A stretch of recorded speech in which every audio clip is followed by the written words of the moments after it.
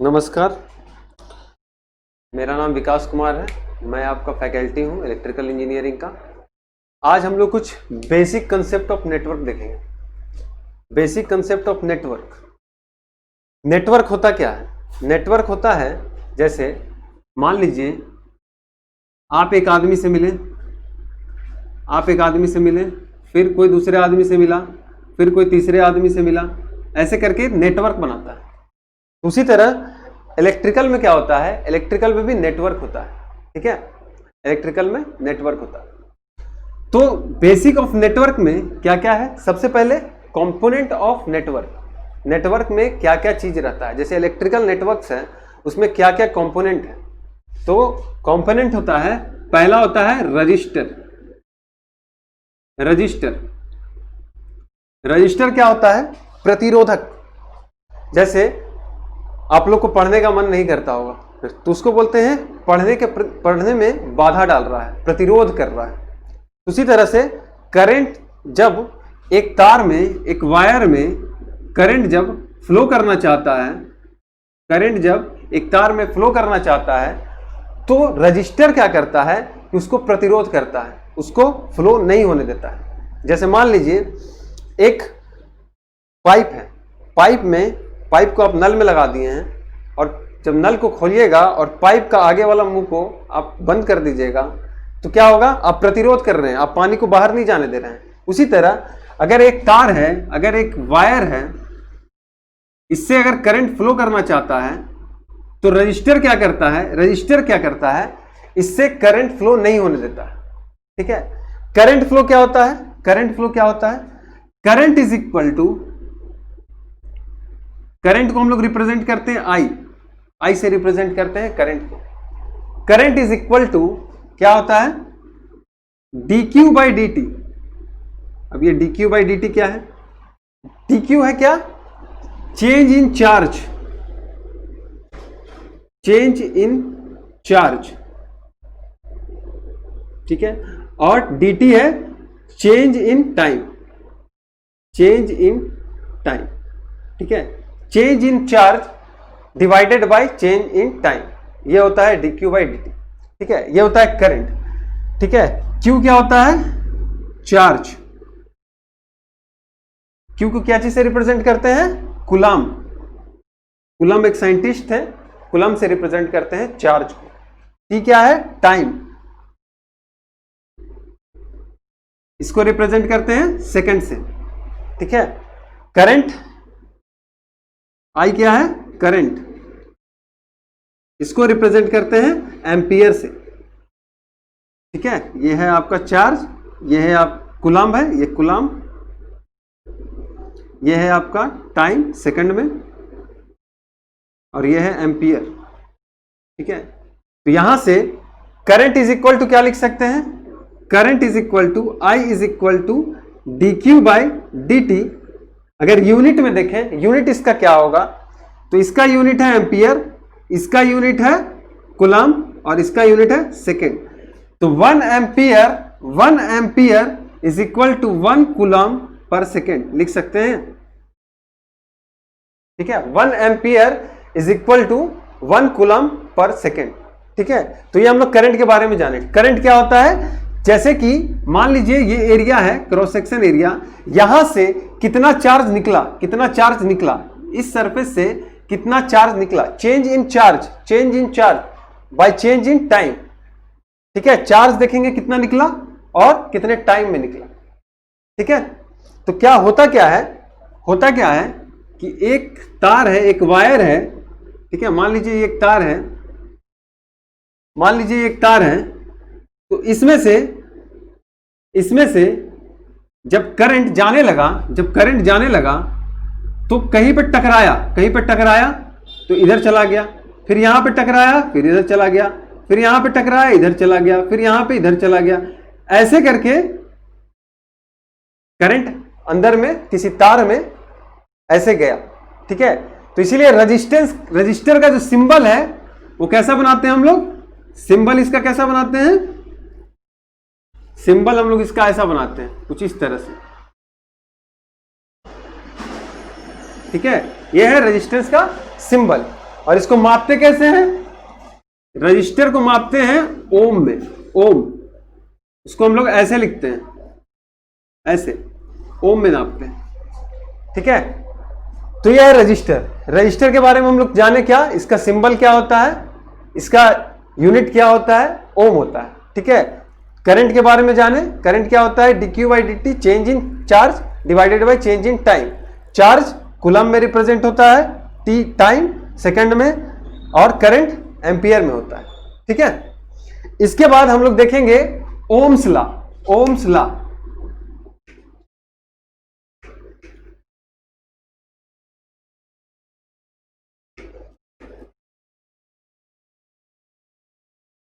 Ohm's law आप लोग पढ़े होंगे, 10th में पढ़ना है ओम्स लॉ। ओम्स लॉ क्या कहता है? ओम्स लॉ कहता है at constant temperature the voltage in any wire और मटेरियल is directly proportional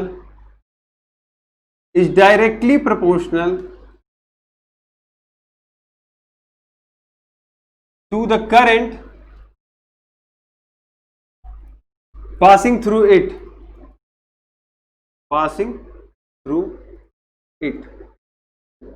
इसका मतलब क्या होता है?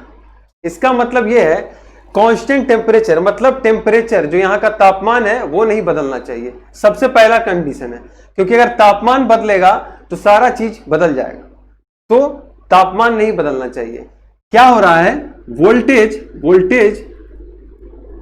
वोल्टेज को V से रिप्रेजेंट करते हैं। वोल्टेज इज डायरेक्टली प्रोपोर्शनल, ये डायरेक्टली प्रोपोर्शनल का सिंबल है, डायरेक्टली प्रोपोर्शनल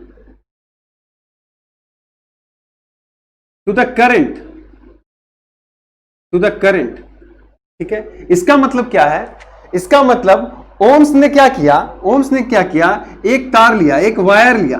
देखिए ओम्स ने एक तार लिया और तार को एक बैटरी से जोड़ दिया, एक तार लिया, यह है आपका तार वायर, और यह है आपका बैटरी, ठीक है, बैटरी, ठीक है। अब उसके बाद क्या किया उन्होंने, एक करंट मापने वाला डिवाइस जिसको हम लोग बोलते हैं एमीटर, आगे हम लोग देखेंगे मेजरमेंट में, करंट मापने वाला डिवाइस एमीटर जो बताता है कि कितना करंट है, करंट कितना है ये बताता है एमीटर। एक तार लिया, एक बैटरी लिया और एक एमीटर लिया, तीनों को आपस में जोड़ दिया, यही आपका नेटवर्क, ठीक है, यही आपका नेटवर्क, तीनों चीज जुड़ा हुआ है, ठीक है। तो बैटरी को पहले उन्होंने 5 वोल्ट दिया, ठीक है, बैटरी को पहले 5 वोल्ट बैटरी था, और एक एमीटर लगा के यहां पे देखा तो करंट आया 2.5 एम्पियर, 2.5 एम्पियर, ठीक है। फिर उन्होंने क्या किया, इस 5 वोल्ट से बैटरी को बढ़ा के 10 वोल्ट कर दिया, 10 वोल्ट कर दिया, ठीक है, 10 वोल्ट कर दिया, तो करंट कितना आया, 5 एम्पियर। फिर उन्होंने 10 वोल्ट से बढ़ा के 15 वोल्ट कर दिया, तो करंट आया 7.5 एम्पियर। अच्छा, ये हम कैसे लिखते जा रहे हैं, 10 है तो ये 5 है, 15 है तो 7.5 है। देखिए वो जब ऐसा एक्सपेरिमेंट कर रहे थे, ये एक्सपेरिमेंट कर रहे थे ओम्स, कौन कर रहे थे, ओम्स। जब वो ये एक्सपेरिमेंट कर रहे थे तब उनको ऐसा मिला, तब उन्होंने कहा कि V बाई आई, जो V बाई आई है वोल्टेज बाई करंट, देखिए हर जगह जब उन्होंने 5 दिया तब 2.5 था, मतलब वोल्टेज जब 5 था तो करंट 2.5 था, इसको अगर काटिएगा तो 2 हो जाएगा, ठीक है। दूसरी बार जब वोल्टेज 10 था तो करंट 5 था, देखिए काटिएगा तो 2 हो जाएगा, ठीक है। और जब वोल्टेज 10 था तो करंट वोल्टेज 15 था तो करंट 7.5 था, तो ये भी 2 हो जाएगा। तो हर जगह उनको V by I, voltage by current, वो हमेशा 2 आ रहा था, हमेशा 2 आ रहा था। ये 2 क्या निकला, उन्होंने इस 2 को नाम दे दिया कि ये है मेरा रेजिस्टेंस, ये है मेरा रेजिस्टेंस। यही होता है कांस्टेंट, यही होता है कांस्टेंट, ये हमेशा कांस्टेंट होता है। देखिए वोल्टेज बदल रहा है, करंट बदल रहा है, वोल्टेज बदल रहा है, करंट बदल रहा है, लेकिन रेजिस्टेंस नहीं बदल रहा है। तो एक बार आप बाजार से रेजिस्टेंस खरीद के ले आते हैं तो हमेशा वो सेम होगा, वो बदलेगा नहीं। बदल सकता है आपका वोल्टेज, आप बैटरी दूसरा ले आइएगा, बड़ा बैटरी ले आइएगा, बदल सकता है आपका करंट, लेकिन आपका रेजिस्टेंस नहीं बदलेगा। तो ओम्स लॉ ने बताया था voltage is directly proportional to current. जैसे जैसे आप वोल्टेज को बढ़ाइएगा, 5 से इसको 10 किए मतलब 2 गुना किए, 2 गुना किए, 5 से 10 किए मतलब 2 गुना किए। उसी तरह करंट भी 2 गुना हो गया, करंट भी 2 गुना हो गया, ठीक है। 5 से इसको हम 3 गुना किए, देखिए 3 गुना 15 जो किए उसको 3 गुना किए, तो करंट भी 3 गुना हो गया, करंट भी 3 गुना हो गया, 2.5 से 7.5 हो गया। तो प्रोपोर्शनल का मतलब जितना वोल्टेज बढ़ेगा उतना करंट बढ़ेगा, जितना वोल्टेज घटेगा उतना करंट घटेगा। डायरेक्टली प्रोपोर्शनल का मतलब यही होता है कि एक चीज को बढ़ाइएगा तो दूसरा चीज ऑटोमेटिक बढ़ जाएगा, ऑटोमेटिक बढ़ जाएगा। मान लीजिए आपको 10 रुपए में 10 पेन मिल रहे हैं, 10 कलम मिल रहे हैं 10 रुपए में, तो आप अगर पैसा को बढ़ाइएगा तो कलम का क्वांटिटी भी बढ़ जाएगा। यही होता है डायरेक्टली प्रोपोर्शनल। डायरेक्टली प्रोपोर्शनल का मतलब आप एक चीज को बढ़ाइएगा, पैसा बढ़ाइएगा तो कलम का संख्या भी बढ़ जाएगा। उसी तरह डायरेक्टली प्रोपोर्शनल में क्या है, वोल्टेज को बढ़ाइएगा तो करंट बढ़ जाएगा, ठीक है। और इस डायरेक्टली प्रोपोर्शनल को हटाने के लिए, इस चीज को हटाने के लिए, ये जो है डायरेक्टली प्रोपोर्शनल हटाने के लिए एक कांस्टेंट से मल्टीप्लाई करते हैं। वही कांस्टेंट है आपका आर, मतलब जो ओम्स लॉ था V is equal to R into I, R into I, ठीक है। ये प्रोपोर्शनल क्वांटिटी हटा के हम इक्वल टू लिख दिए और एक कांस्टेंट मल्टीप्लाई कर दिए, ठीक है। तो ये आया रेजिस्टेंस और ये है आपका ओम्स लॉ। तो ओम्स लॉ में सबसे पहला कंडीशन होना चाहिए टेम्परेचर कांस्टेंट होना चाहिए। अगर टेम्परेचर बदल जाएगा, अगर टेम्परेचर बदल जाएगा तो आपका रेजिस्टेंस बदल जाएगा, आपका रेजिस्टेंस बदल जाएगा तो ये रिलेशन जो है वो नहीं आ पाएगा। वोल्टेज बढ़ाइएगा तो उस हिसाब से करंट नहीं बढ़ेगा, हो सकता है ज्यादा चला जाए, हो सकता है कम चला जाए। तो हम लोग को ओम्स लॉ में ये पढ़ना था कि क्या होता है ओम्स लॉ, ओम्स लॉ का डेफिनेशन क्या है, ओम्स लॉ का डेफिनेशन क्या है और रेजिस्टेंस क्या है, रेजिस्टेंस क्या है, कैसे एक्सपेरिमेंट हुआ और कैसे पता चला कि क्या है कांस्टेंट टर्म, कांस्टेंट टर्म क्या है। यह है आपका कांस्टेंट टर्म रेजिस्टेंस। रेजिस्टेंस का यूनिट होता है, रेजिस्टेंस का यूनिट होता है ओम, ओम। वोल्टेज का यूनिट होता है, वोल्टेज का यूनिट होता है वी, वी। और करंट का यूनिट होता है, करंट का यूनिट होता है एम्पियर, एम्पियर, एम्पियर।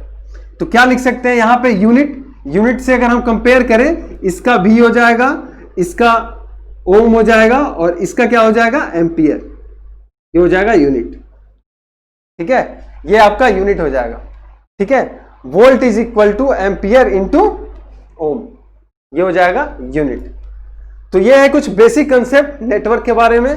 अगला कंसेप्ट हम लोग देखेंगे इंडक्टेंस क्या होता है, उसमें मैग्नेटिक फील्ड क्या होता है, ठीक है। और रेजिस्टेंस में एक चीज और जान लीजिए, एक जो इंपॉर्टेंट चीज है रेजिस्टेंस में, कि जब भी आपका तार, आपका जो तार है वो गर्म हो जाता है, करंट अगर उसमें से जा रहा है तो तार गर्म हो जाता है। जैसे बहुत हेवी करंट जा रहा है, छोटे से तार से अगर हेवी करंट जा रहा है, हेवी का मतलब ज्यादा करंट जा रहा है, ज्यादा करंट जा रहा है, तो तार मेरा गर्म हो जाएगा, तार मेरा गर्म हो जाएगा, कुछ देर के बाद गर्म हो जाएगा और जल भी जाएगा। तो तार जल जाता है कहीं पे, तो क्यों जल जाता है, उसका कारण ही यह है रेजिस्टेंस के कारण जलता है।